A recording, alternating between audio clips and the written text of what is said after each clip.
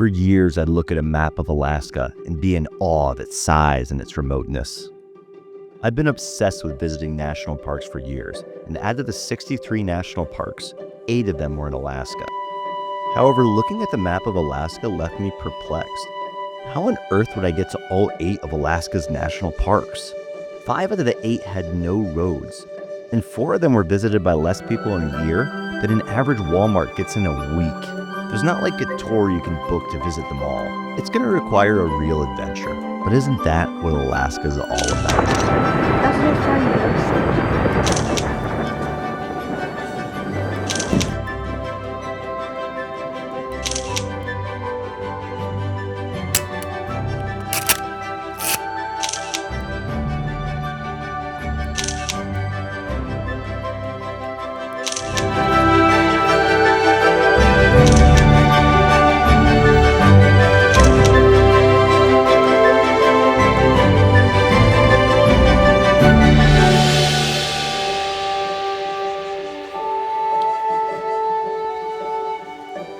This is a story about a 2-year journey to visit all 8 of Alaska's national parks.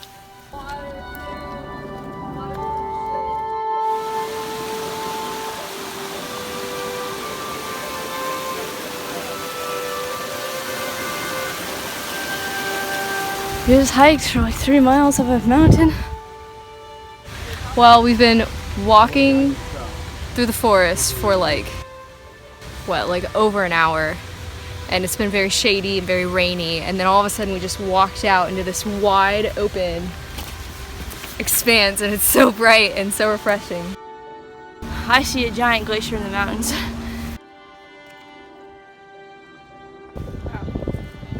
The Mendenhall Glacier gives us our first glimpse of the Alaskan terrain in its quickly changing weather.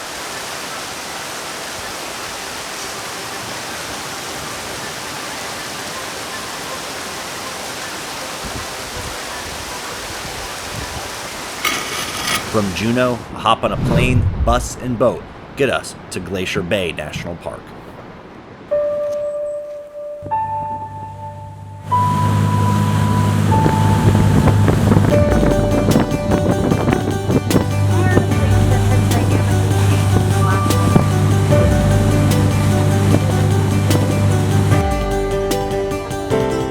A glacially carved bay of southeast Alaska is home to a variety of life, bustling with activity. Enormous Alaskan sea lions can be seen sunbathing on islands. The sea lions seen here have been unsuccessful or are too immature to find females on the outer edge of the bay and congregate here on South Marble Island. Oh yeah, it's there. Okay. Seabirds can be seen throughout the bay, making their homes on the cliffs of the bay's many islands.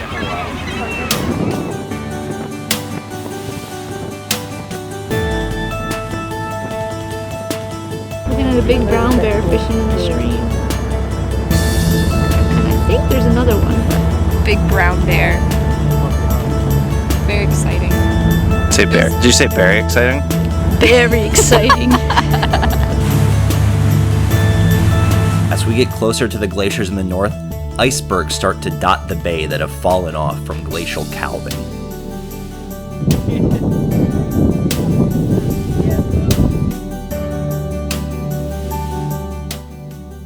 The glaciers that make up the namesake of the park stand 200 feet high and are constantly moving and calving. To put that into perspective, that's taller than Disney's Cinderella Castle.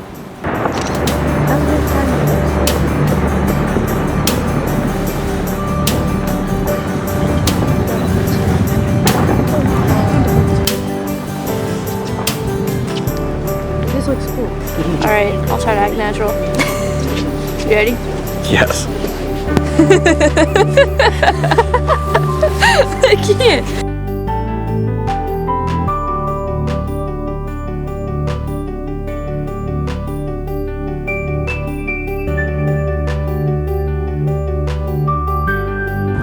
Found some orca whales. So close. So close.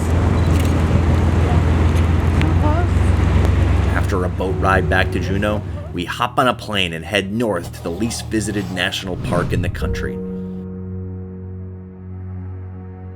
Gates of the Arctic isn't just remote, It's enormous. At over 7 million acres of land, it's roughly the same size as Switzerland, but with only 282 permanent residents.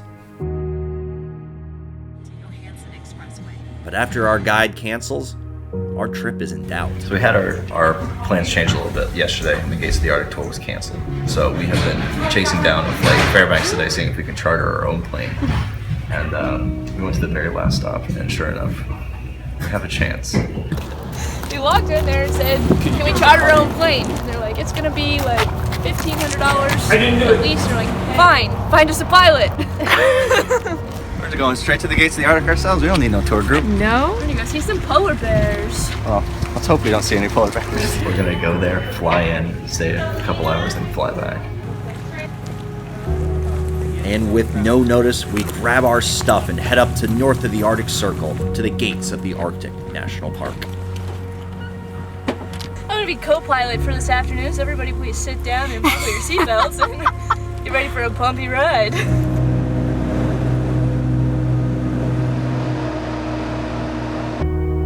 If you veer off to the right of the airplane, you'll see Kobuk Pass, the only village inside the park and only accessible by plane. Looks like it's been getting a fair amount of snow already, which isn't too uncommon for August, but it'll make it pretty hard to get to soon. We land in a small mountain-locked village called Kobuk Pass. A little chilly. A little chilly. Tidbit. Just another August afternoon in the mountains. We're finally here. We just got off a very bumpy plane ride. Got to go through some amazing mountain passes, and we're here. I feel like I've been dreaming of this place of 200 people in the middle of the Arctic. Unbelievable. Let's go explore it. Let's see what's here. We head to the ranger station and surprise the ranger who hasn't seen anyone all week and wasn't sure he'd see any more people this season. Not at all. The date I haven't. You're the first guys in here today. Oh, really? How many people come to this park? It depends on how you're counting them. How many people come through this station? You think like annually? Oh, a couple hundred. To get to the park, you just leave the small town and quickly enter a valley surrounded by giant, snowy, and jagged mountains.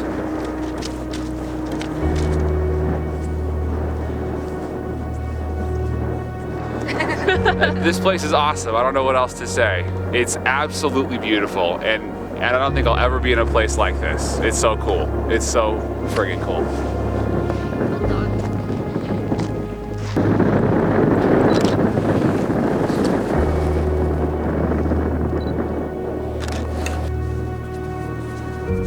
There's a pretty good wind chill right now. It feels kind of like knives hitting you in the face because it's really, really cold.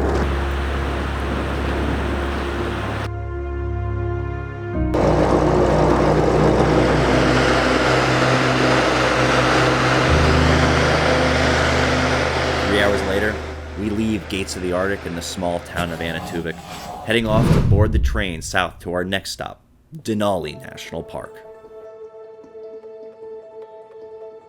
Cutting through the rugged Alaskan wilderness, this quick 120-mile train ride southwest of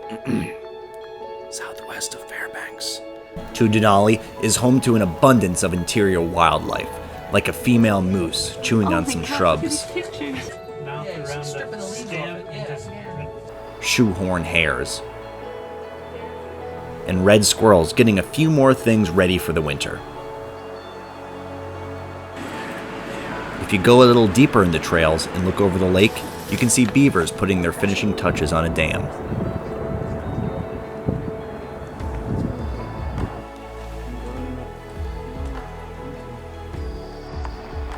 We enter the park just as the leaves are turning and right before the winter takes grasp. So we're in Denali National Park. So this park has some amazing wildlife, whether it's bears, moose, ptarmigans, you name it. This park has some of the best animals of any national park you'll ever see. Grizzly bears, also known as North American brown bears, are seen in the distance foraging for a few more meals before the snow arrives. Oh yeah, that's an awesome picture. Although known as carnivores, they have the diet of omnivores and eat both plants and animals of various sizes. See you later. The roads through the park aren't for the faint of heart, often windy, rugged, and narrow. Luckily, you won't be the one driving, as only the national park is allowed to traverse the roads. At mile 66, we stop at the visitor center and get an amazing view of the massive Mount Denali. The mountain is so large, the top is rarely seen below the clouds as it blocks the weather systems. From base to tip, Mount Denali is the largest mountain on Earth, stretching nearly 3.5 miles into the sky. To put that into perspective, here's a person. Here's a person next to the Empire State Building. It takes 14 Empire State Buildings stacked base to tip to reach the height of Mount Denali.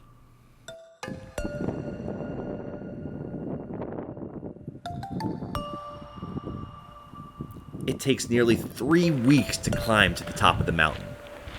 But I found that out from Google, not from experience.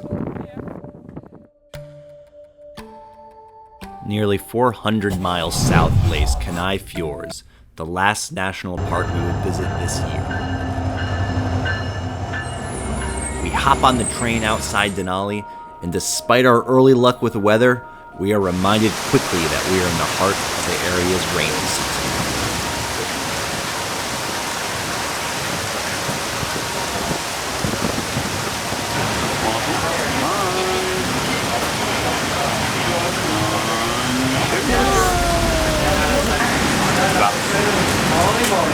We arrive late in Anchorage, take an early morning car rides towards Seward, Alaska, gateway to Kenai Fjords, to meet up with our kayaking tour.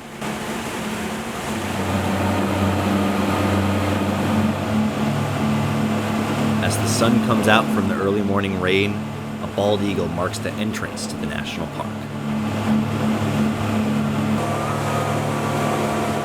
The clouds from the rain still hug the ocean mountains as the sun rises over Kenai Fjords.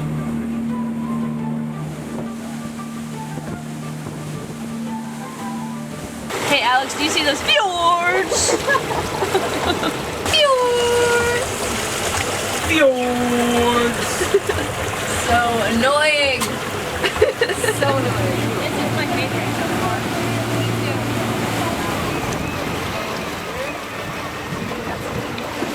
The fjords are home to many seabirds, including my personal favorite, the tufted and horned puffins.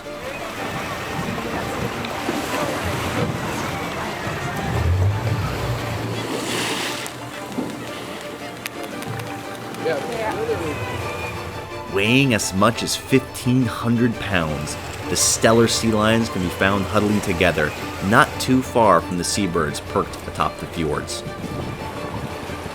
Looking for a giant humpback whale. He's one of the stragglers because the rest of them migrated down to Hawaii in the beginning of August. You see that? See that? Bottom water? It's his head. So we've been calling this guy Pac-Man. He's been doing this super unusual behavior for a whale. We've only seen this guy do it, where they just hang out at the surface like with his mouth open. Oh my god. That's so cool. Wow. Typically when you see the whales, you only see like their back, maybe below, maybe their tail, like their fluke if they go down. You very, very rarely see the head. It must be the Loch Ness monster.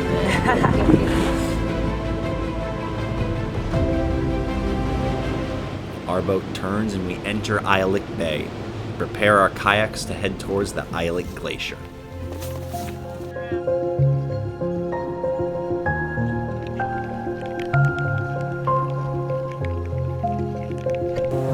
Who's got the rudder? But she's being an asshole about it. Who's got the rudder? I can stop this car at any time. Iceberg, up ahead. Oh, actually, that's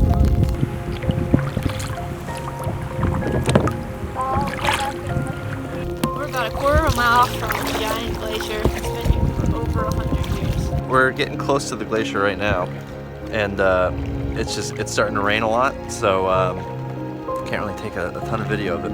Actually, the landscape around it, it's really young. It's only about 200 years old, so all the trees, foliage is really small. that's just starting out, whereas other parks in Alaska have been around for, thousands, hundreds of thousands of years. And this is a really young island, so neat to see how it starts out. We kayak in the rain around the small island of Slate and explore its many hidden nooks and caverns.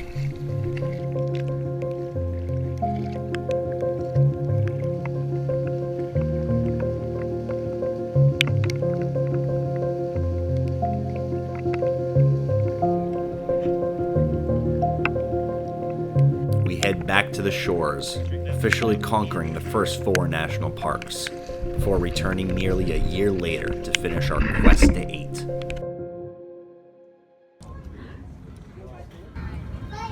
On the quest to Alaska to conquer the state of 8, we are going back to Alaska after nearly 300 days to finish our final 4 national parks. We're in Minneapolis Airport and then on our way to Anchorage in Kobuk Valley. Kobuk Valley, like Gates of the Arctic, is north of the Arctic Circle. To get there, we require a stop in the small village of Kotzebue, a town bordering the Arctic Ocean and home to the never-setting midnight sun during the summer months.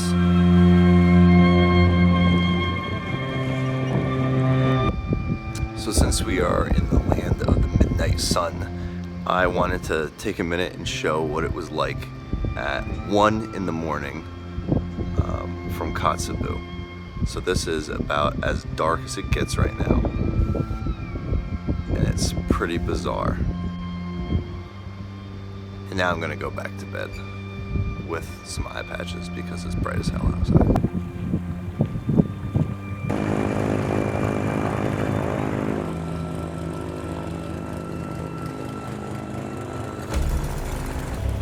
We get on a modified small propeller plane and head towards the super isolated Kobuk Valley, with our casually texting pilot. Flying over vast Arctic plains full of moose and caribou.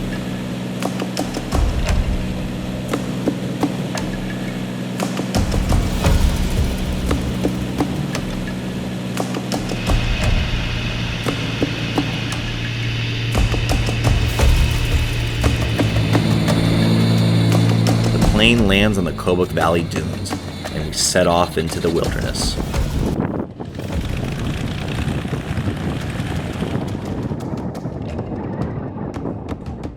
Well, we got 2 hours here in Kobuk Valley. We were dropped off without ever even getting the identification or the payment for the flight back. So I'm hoping that they come back. If not, this is a very tragic video that you guys will find in an SD card. But we just stumbled across some bear tracks in the sand. Not sure how old they are, but if it's any consolation, we are several days, maybe weeks to walk away from civilization. I'm not kidding. Kobuk Valley is incredibly isolated. With no towns or roads for hundreds of miles in any direction, we are smack dab in the middle of nowhere. Never before in our lives have we been so far away from other people, making the whole park feel like our own.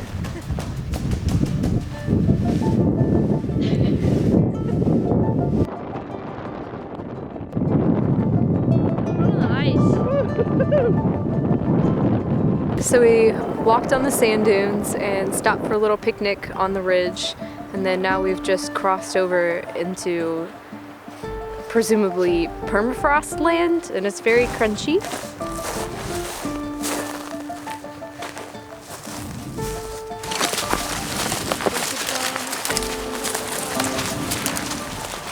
Found the water. We already knew it was there. We could see from the top of the fucking hill. Like, oh my god, there's a river. No, there's a river. We're in Alaska, there's always a river. Lucky for us, our pilot returned at our pickup point, and we headed back to Anchorage to set off for our next stop, the land of the brown bear, Katmai National Park.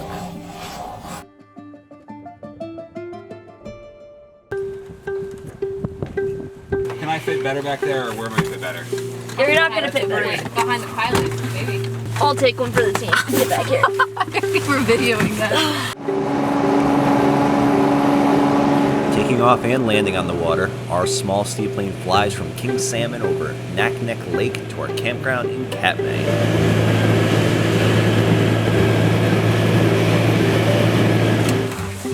Step off to the right. Oh, they're out. Things massive.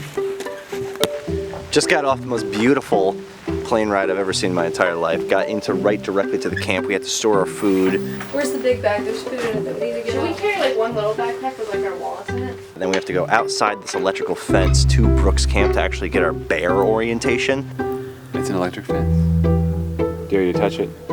Then we'll be like officially like, you know, able to move around the park and learn how to defend ourselves. But first we have a half mile to walk there without actually knowing how to defend ourselves. It is quite a thing. Let's see where we're at. Warning noise is especially important where visibility is limited. Bears can be very difficult to spot in dense forest or tall grass, where they like to bed down for a rest at midday. Although famously known for its bears, the park's beauty is unmatched. With abundant wildlife like the trumpeter swan,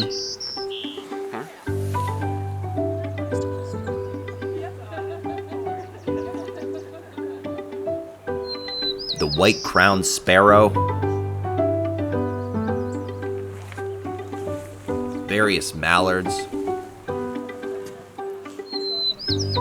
the water-loving whimbrel looking for a snack, the red-breasted merganser guiding her young, and of course the state bird of Alaska, the Mosquitoes. It's like a swarm. They're everywhere. We're trying to put the tents away and they're like... As beautiful as Katmai is, we were there to see brown bears. The evidence of bears is everywhere around Katmai. But where were they?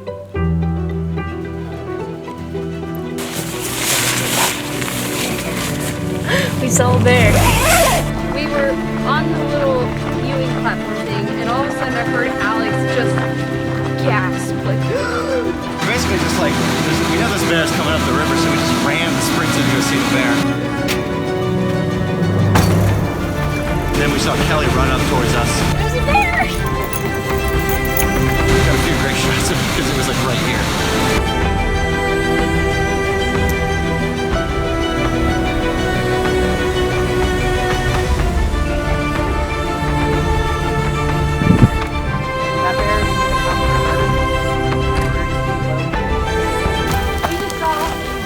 Sub-adult brown bear walking right next to us underneath the platform, and it was really, really exciting. It's the closest that we've seen one.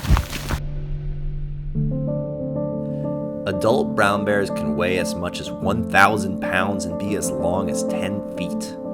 So we safely stayed in our elevated platforms to watch the bear from a distance.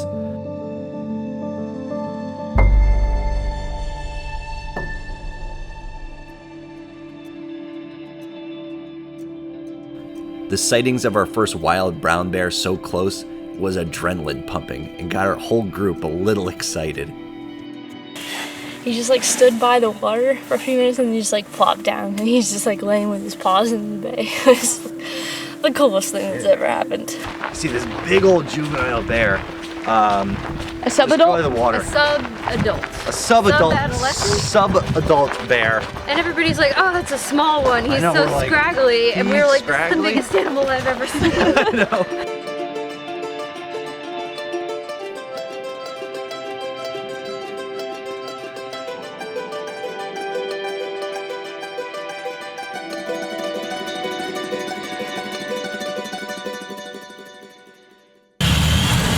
The real reason Katmai is a national park isn't because of the bears. It's because of a volcano that erupted in 1912, about a 46-mile bus ride from Brooks Camp in the Valley of 10,000 Smokes. The Yukak River Valley still had snow-capped mountains in June, as the park only just opened to the public after a long winter.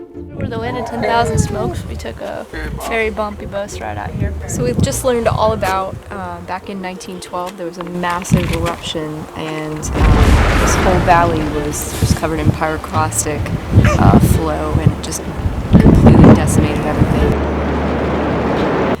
about to hike down to a little waterfall and see how deep the ash goes. Apparently it's like 50 feet where we're going.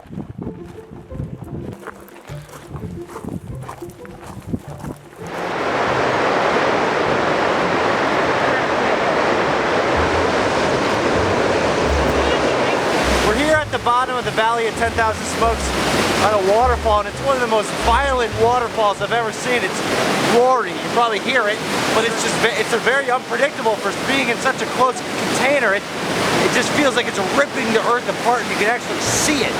It's muddy, it's gritty, it's full of ash, and it is just tearing the earth apart. It is unbelievable to witness. If you look at the rocks in the waterfall, you can see how smooth they are from being bashed for hundreds and hundreds of years. They have like a smooth, sharp texture that goes all the way down. It kind of looks like a painting.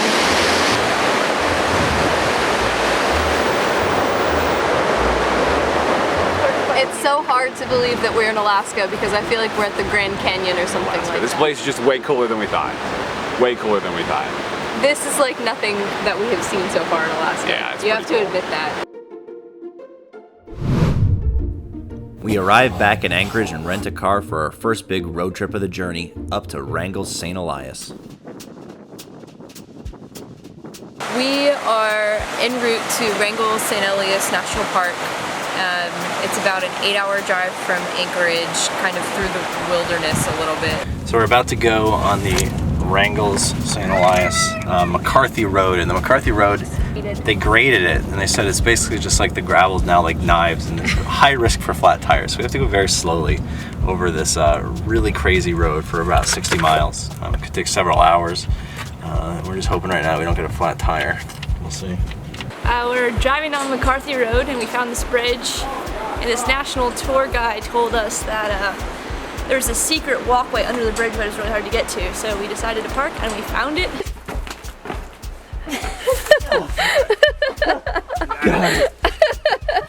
And now we are probably like 300 feet at least above the ground. This is high up! And we're about to get even steeper because there's a canyon that dips down.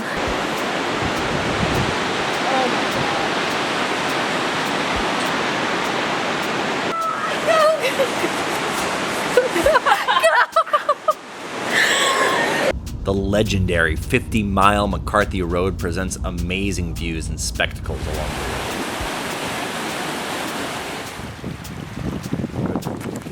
There's a mama moose and 2 baby mooses.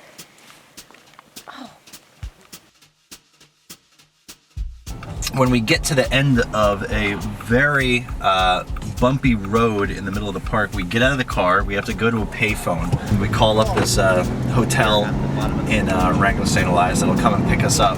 And so walk across the bridge and they'll meet us there. Let's go. After the untraditional check-in, we take a shuttle up to an untraditional town of McCarthy on even wilder roads we wouldn't even attempt if we could. McCarthy is a quirky western town, small enough that everyone just lets their dogs run free, but with enough personality to be worthy of the largest national park in the United States.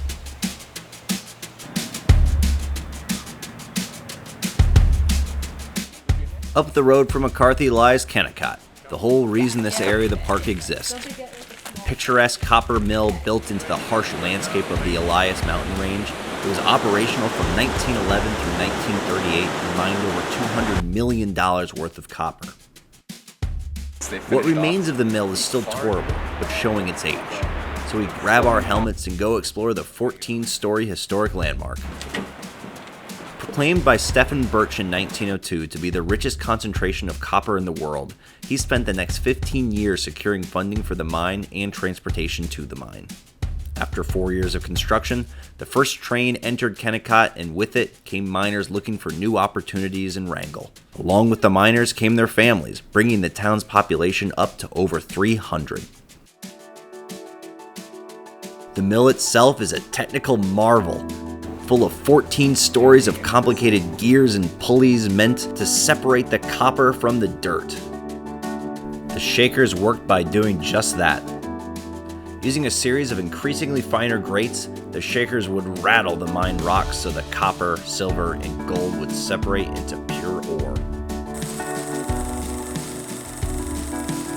The mill closed abruptly in 1938, and the workers were given only 24 hours notice to leave the town.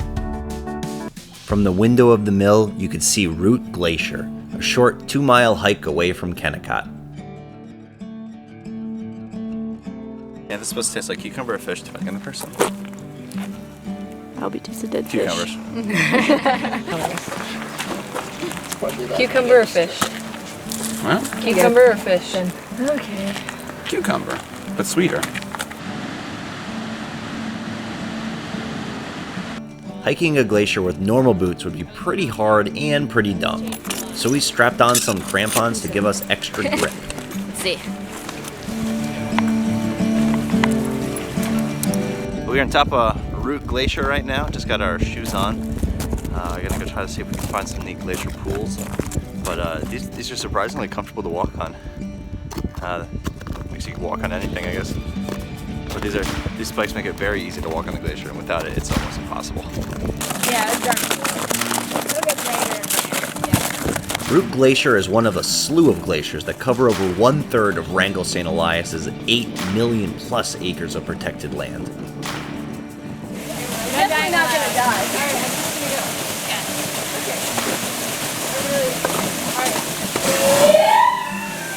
The landscape is constantly changing as cracks and movement mean every stream, lake, and waterfall we experience on the glacier will be unique. Let me know what it tastes.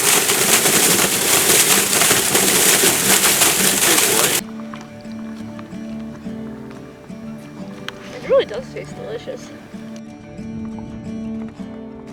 The stunning blue glacial pools, surrounded by the harsh peaks of the Wrangell mountain range, leave you feeling almost alien on our own planet. Okay, so we just hiked like 8 miles, and because we were hiking so fast, the tour guide took us to a place where they don't typically take clients. So behind me is this giant waterfall, and just a week ago, this whole thing was filled with water, but it all drained in something called Molan, where the glacier just kind of sucks it under and it goes all the way down the hill to the lake. So off the beaten path and really, really, really cool. The bumpy terrain of the glacier meant the only way to really find anything was by exploring it by foot, and accidentally running into something new and beautiful. And with glacial covering that spans an area larger than the state of Rhode Island, it meant that there is plenty to explore. There's a medium-sized Mulan right there, which is basically a death hole that leads under the glacier, and if you fall in it, you die. But I'm gonna throw a rock in it instead.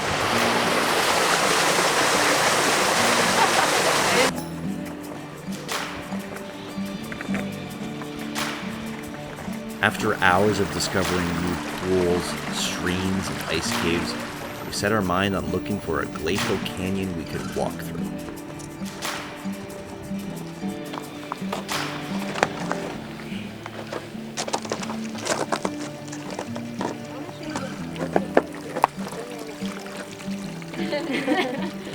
Ice is harder, but it's Definitely narrower. less than upward angle. Yeah. But after trying to straddle our way through it, we came to the realization that the only way to walk through it would be getting wet and getting real cold. That's gonna be just as hard, right? That makes sense. If you don't It's you ice. have to come back out the way you came. If you have your spikes. Oh my god, it's cold! My feet are gonna fall off! It hurts. Now it hurts really hard. Talk about it. Oh, walking in a crevasse in the glacier, and it's really freaking cold. I thought it felt good, but now it hurts. Jen, you coming back? Oh, fuck, it hurts. It really hurts. It really hurts. Getting those shoes wet? Yeah. Are you gonna make it through the other side?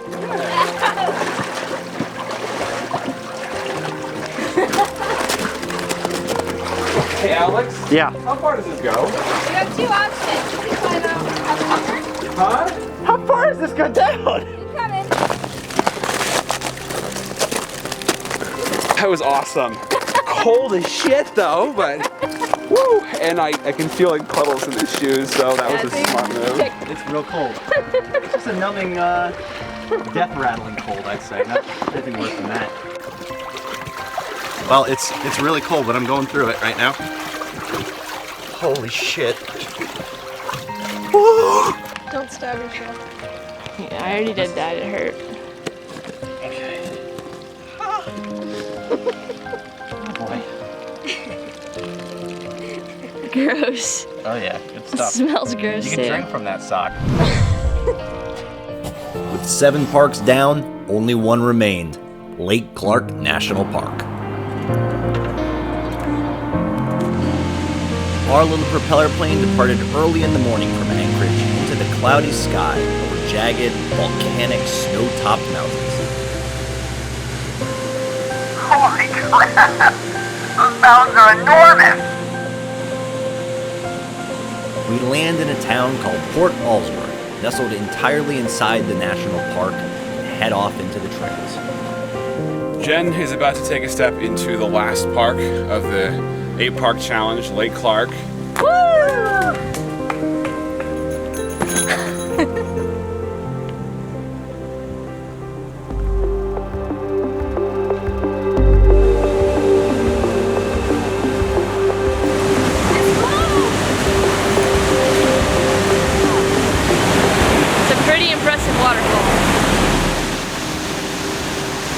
Not only is that water really blue, that is a really powerful waterfall. It's causing like waves in a place that, you know, it's no longer than 100 feet wide. And there's like waves as if it was like the size of Lake Michigan. That is a powerful waterfall. It was a blissful scene to take in and have some lunch as we reflected on our journey.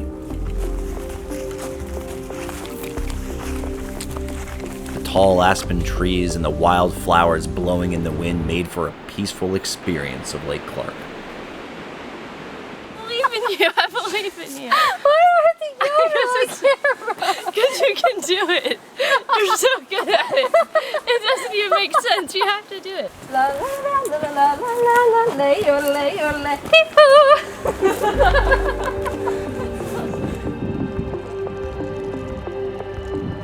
We stayed the night at the farm lodge in Port Allsworth, as the finality of our journey became more and more real. We saw the wildest parks in the wildest state on the wildest journey we've ever been on. Now, we've covered just the Alaskan National Parks here, and while that's not the only thing we did in Alaska, Moose and bears. Moose and bears. Bears and moose. Bears and moose. Moose and bears. Moose and bears. And a baby goose. And a baby goose. That's all of it. we tried to streamline it for the sake of this video. That being said, there is so much to explore, not only from a cultural standpoint, but from a natural standpoint in Alaska, that one video couldn't possibly contain all of the wonders of Alaska. Reading about the landscape. So don't handicap yourselves to just seeing the national parks of Alaska. It's an amazing amount of national forests, state parks, and cultural activities all around the state. Holy crap. That was really cool, but well, I think my arms are gonna fall off.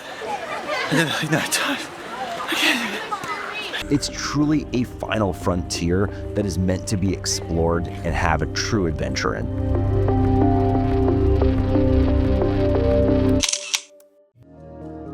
Thanks for watching.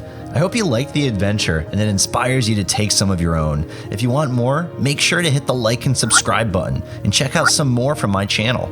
Thanks.